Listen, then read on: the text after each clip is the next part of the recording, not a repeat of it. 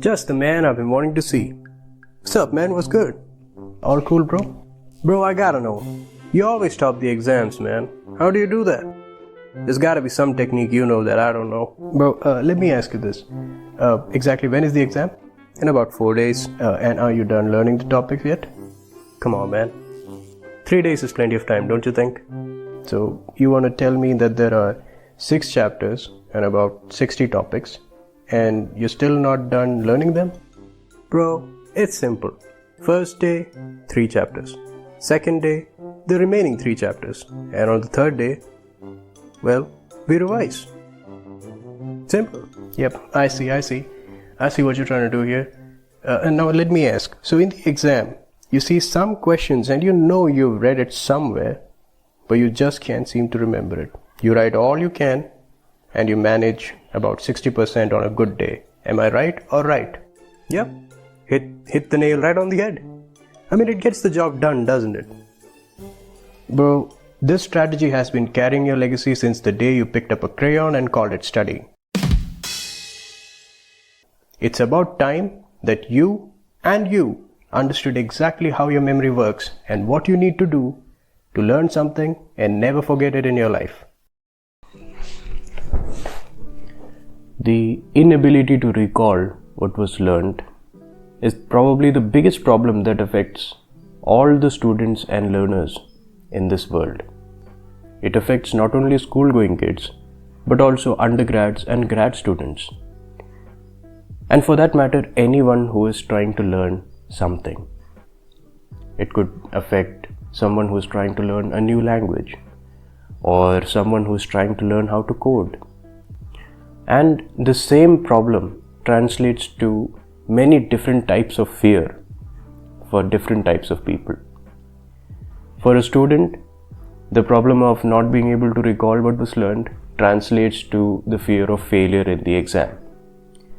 For someone who is trying to learn a language, it translates to the fear of not being able to communicate effectively with a potential client.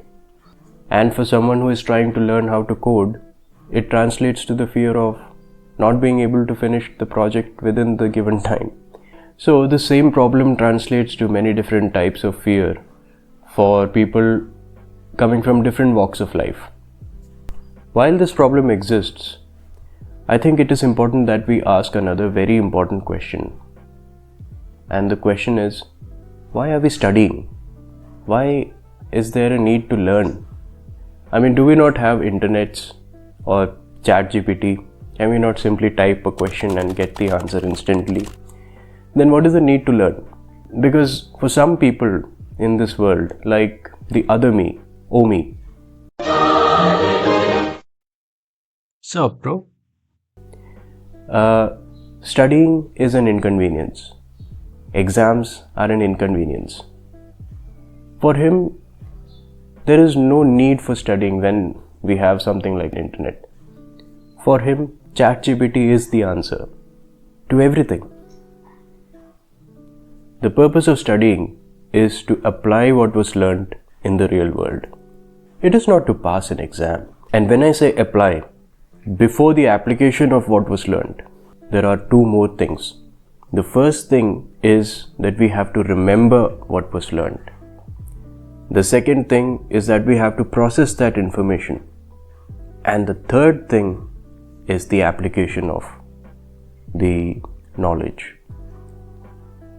There are numerous examples to see how all of these things actually make a difference in the real world. Let's take an example of a doctor in a chamber diagnosing and prescribing a treatment plan for a patient. There he is not going to use ChatGPT to type the prompts on the signs and symptoms of the patient, the test reports, and then arriving at a treatment plan which ChatGPT decides. Of course not. He is going to rely on his own knowledge of all the signs and symptoms that he is aware of, all the reasoning behind the test reports that he knows of, and then diagnose the disease, and then for that disease, what treatment is required according to the patient profile, right? And this is just one case of a doctor. It is the same for an engineer or a scientist or for anyone who is doing a profession.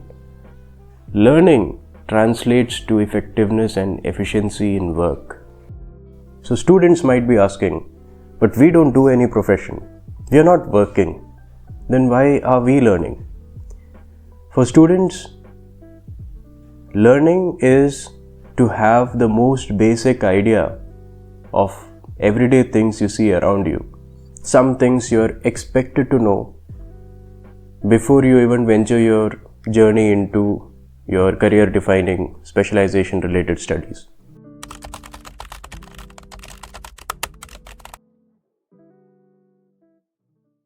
Your brain absorbs information. Everything you hear, you touch, see, all of these information gets absorbed by the brain. And by absorbed, I mean it kind of gets recorded by the brain, but not in the same manner that you would expect any recording device to record. What I mean by that is that in a regular magnetic tape recorder, you have magnetic particles on a tape. While recording an audio signal, the magnetic head on the recording device convert the audio signals and change the orientation of the magnetic particles. So every time you play the same tape, it will play the same audio, unless you heat it or introduce a strong magnet, which will again change the magnetic particles orientation, thereby changing the audio. So that's how a traditional recording device records, and that is not how your brain records information. So in your brain, you have something called neurons, and they are the ones that are responsible for your memory. Not only your memory, but also things like your emotions, your perception of the environment around you. All of these information are recorded, perceived, and processed by the neurons. When you remember or when you try to recall a particular memory, what happens is that you have a certain set of neurons that fire in the same pattern. And when that happens, you recall the same information. Okay, bro, so I understand how our memories work. Same neurons, same firing pattern, same memory. Got it, I got it. But why do we still forget? So remember I said that our brain is not like a tape recorder which always stays permanent and doesn't change over the period of time, and no matter how many times you play, it plays the same thing. Our brain depends on the firing of neurons in a certain pattern, which allows us to experience the same memory. We begin to forget when there is a change in the firing patterns of these neurons. And the greater the change, the harder it becomes for us to recall or remember what was memorized. The firing patterns of the neurons change because the human brain is constantly updating itself. It is always adapting to new learnings and experiences. To stay relevant, it trims away neural connections that aren't used often and builds new ones for the things that it considers are more important. It means that if an idea or concept isn't regularly revised, the brain sees it as unnecessary, and therefore those neural connections or those firing of neurons doesn't happen, and the firing patterns change. The neural connections get pruned, and the neurons involved get used for forming new neural connections, especially the information which are abstract and are unrelated, because the neural connections for remembering such abstract information is less. So in the year 1885, Hermann Ebbinghaus writes a book. It was written in German. I will say the title of the book, but I'll absolutely butcher it. So please don't butcher me in the comments. It was called Über das Gedächtnis. So in that book, he demonstrates the rate at which people forget newly learned information. And it's not like people didn't know that people forget information, but no one really tried to quantify the rate at which people forget newly learned information. So Ebbinghaus became the first person to do that. And it will be interesting for you to know that the results of the experiment that he conducted has remained true to this day, even if you perform the experiment today. So all of this generational gap that has happened from 1885 till today has not changed the way your memory works. So this graph shows the results of the experiment that he did. Another interesting fact about this experiment is the fact that he himself was the lab rat for his experiment because of lack of funds. So what he tried to do in this experiment is that he tried to memorize nonsense syllables like BOK, LEF, words that just doesn't make any sense and are not associated with anything else. He tried to memorize these information, and he tried to plot the retention of these words over time, and that essentially established the foundation for the study of memory. When he conducted this experiment, he could demonstrate that for a newly learned information, the rate of forgetting is very steep. He said that about 50% of the newly learned information is lost within the first hour of learning it. Thereafter, the rate of forgetting becomes slightly slower. After about 24 hours, nearly 70% of what was learned is forgotten. For the next 8 days, the retained information stays almost stable with minimal loss. But from day 8 onwards, there's again a noticeable drop in the information retained. Mind you, in real life scenarios, when we learn new information, we are dealing with information that have some relations or associations which make it slightly more easier for the brain to remember compared to the nonsense syllables which Ebbinghaus was experimenting with. So yeah, it makes sense if you think you can recall what was learned without the need to revise after 1 hour of learning. But don't revise for like 24 hours and you'll soon start seeing the cracks in recalling that information. The difficulty in recalling information scales with the level of abstractness. The more abstract the data, the harder it becomes to recall. Therefore, while learning, it will be great to observe the abstractness of the content you're trying to learn, because depending on that, you can determine what information you're likely to forget much faster. Ebbinghaus is credited not only for the forgetting curve, but also for laying the foundations for the concept of spaced repetition. He observed that revising a topic at spaced intervals helped reduce the rate of forgetting. It was observed that revising a topic after 1 hour of learning it eliminated the need to revise that topic until the next 24 hours. And revising it after 24 hours eliminated the need to revise that topic for the next 3 days.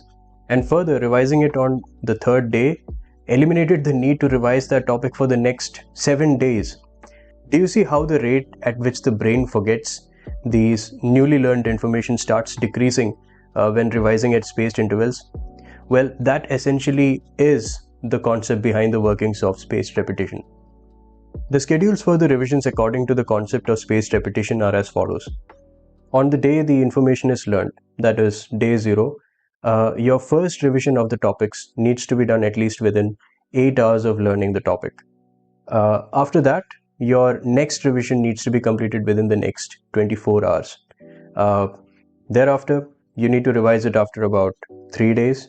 Then you need to revise the topic after 7 days. Then after 14 days.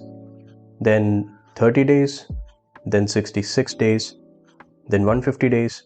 And lastly, you have to revise it on day 360. If you revise the topics you learned in this manner, it is guaranteed that you will always have perfect memory of the topics you've learned at all times. However, conditions apply. Notice that we have created the cycles for these revisions depending on when our memory is likely to reach a certain level of deterioration. At the time you learned the topic, the quality of your memory was perfect. However, it quickly starts to fall off and it reaches 70% just after about a few hours of learning it. When that level is reached, we revise the topics again to bring our memory back to that same perfect state.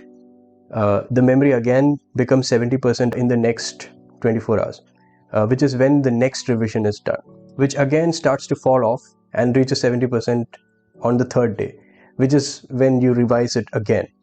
So the aim of spaced repetition is to guarantee that your memory will always be at least 70% as good.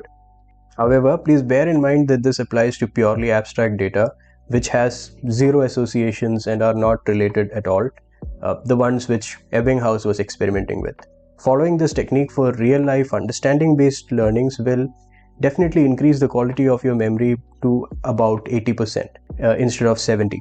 So by perfect memory, I mean that if you were to recall your information at any given time, even at the worst time possible, you would be able to recall at least 80% of what you learned.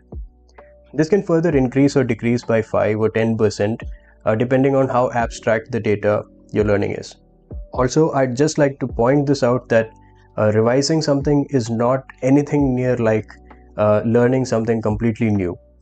You literally just have to try and recall everything you learned without opening your study materials.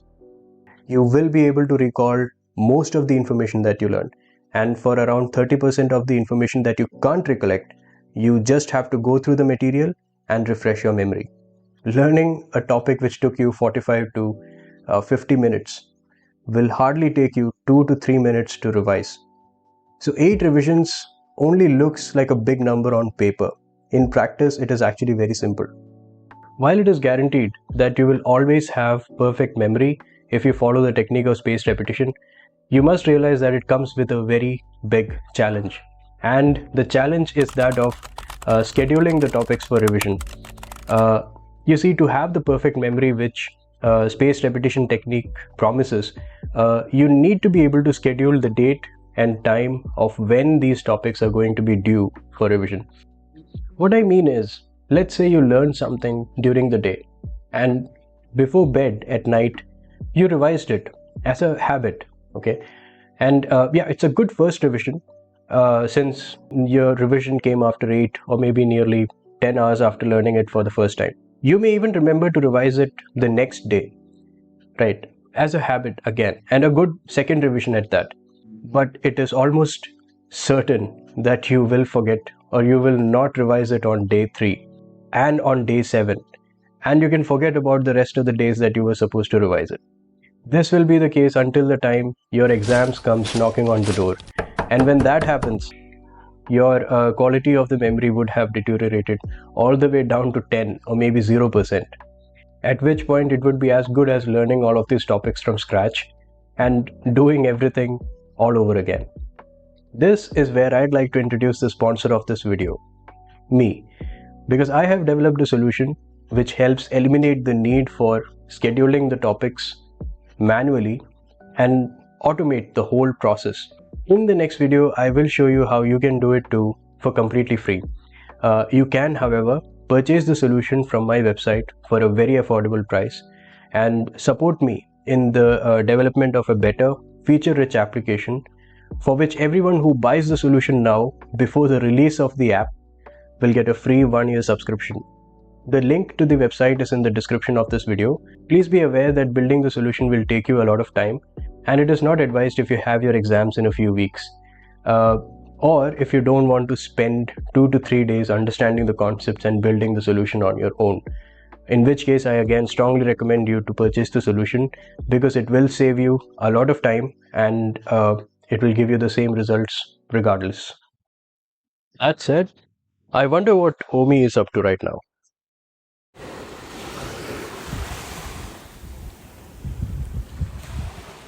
I have finally achieved enlightenment, and I have transcended above mere averagelings.